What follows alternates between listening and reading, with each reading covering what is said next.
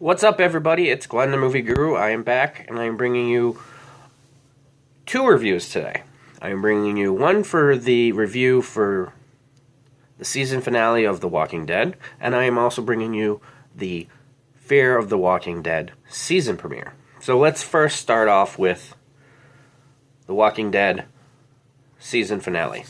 Now, I know I'm a little late, so I'm just going to give you the cliff notes on this whole thing.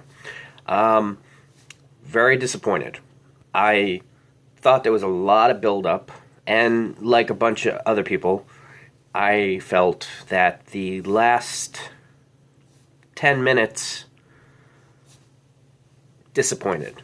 Now, that's not to say I wasn't exactly...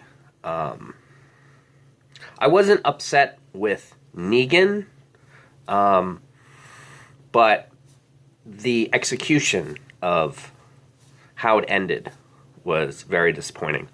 And for anybody who hasn't seen it, spoilers alert, they did a first-person scene. So you didn't get to see who got killed by Negan. Now, excuse me a second.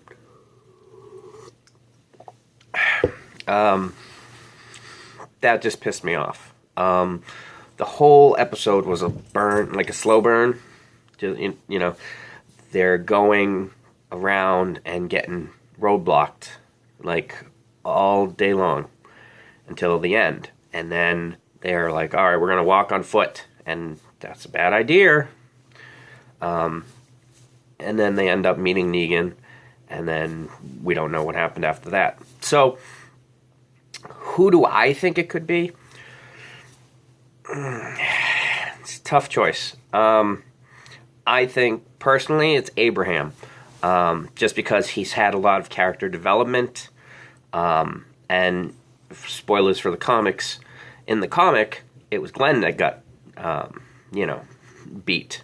And they followed that whole, his speech and everything verbatim. But I think, realistically, Abraham is the only one who could really take the beating, besides Glenn. Daryl was too weak, so I doubt it was him. And I don't think he would kill a woman, but you never know. So yeah, I think Abraham was on the receiving end of it. However, they didn't show it, and, that's just my opinion. It could be way off. Let me know what you guys think. So, all in all, very disappointed with the season finale of The Walking Dead when it had such a strong year. It was just one of those things. Now, getting to Fear of the Walking Dead. Now, last year, I didn't do any reviews for it because the 6 episodes were, lack of a better term, I could care less about any of those characters. As far as I'm concerned, they were one of these, if they all got killed and they start with a new group of people, I wouldn't be upset about it. Fast forward to now, okay? So, spoilers for Fear of the Walking Dead, if you haven't seen that one yet. Picks up right where they left off. However, a couple hours later, and we don't know if it's the government that are bombing Los Angeles. So they have to make it to the Abigail, which is the boat that they saw in the last episode. And all in all, it started off good. Way better than the 6 episodes. And then, let's see, there were floating zombies, so that was new. They had the girl, name escapes me, Alicia. She was talking to a guy on the internet. I mean, on the internet. On the radio. And, it just, that went too fast for me. Because it's only been like a day or two since the whole world went to shit. And just the way the guy was acting, he seemed all nice and stuff. But then towards the end, they made it seem like there's going to be a showdown with him and the group. But I mean, it's kind of fast before, you know, they introduce villains into the show, which I thought was a little weird. And she's an idiot for giving their location. It's just 101. You know, you try to help the people you can, but you know, you got to be wary of people. You know, especially after everything that's happened. So, but it's all new to them. So what do you do? Anyway, so all in all, the episode was decent. Much better than the last 6 episodes that they had.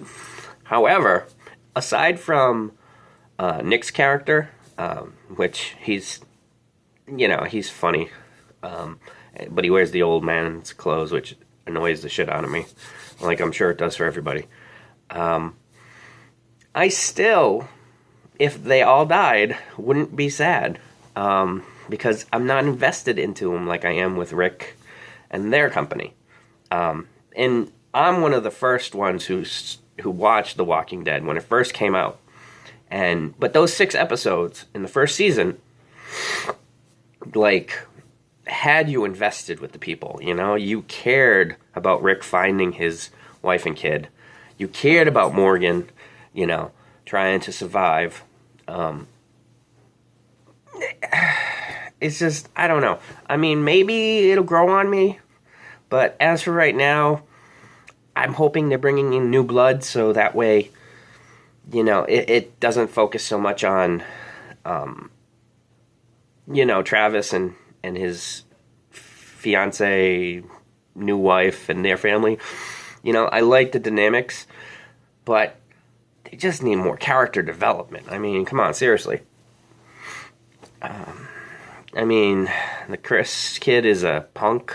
The girl is an idiot. Madison, she's at least got a little of the balls that Travis needs.